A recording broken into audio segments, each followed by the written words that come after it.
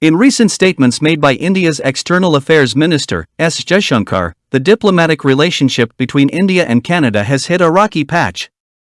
Jaishankar expressed concerns about certain segments of Canadian politics, which have strained the bilateral ties. He also shed light on India's invocation of the principle of parity concerning Canada's diplomatic presence within India. This decision was prompted by worries about potential interference by Canadian personnel in Indian affairs. Jaishankar emphasized that the current challenges primarily revolve around visa services.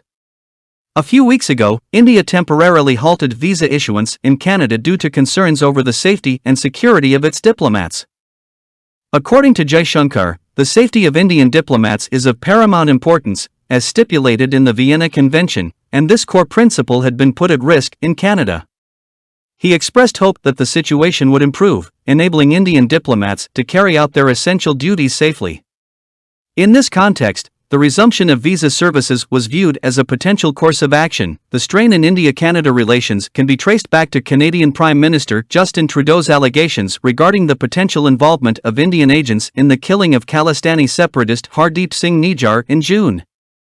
Following these allegations, India temporarily suspended the issuance of visas to Canadian citizens and requested a reduction in Canada's diplomatic presence in the country. In response to a question about the state of India-Canada relations, Jaishankar underlined that any resumption of visa issuance in Canada would depend on the improvement in the safety and security of Indian diplomats in the country.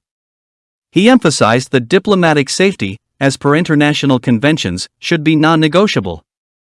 The situation escalated when Canadian Foreign Minister Melanie Joly, in announcing the return of Canadian diplomats from India, labeled India's actions as contrary to international law and a violation of the Vienna Convention on Diplomatic Relations.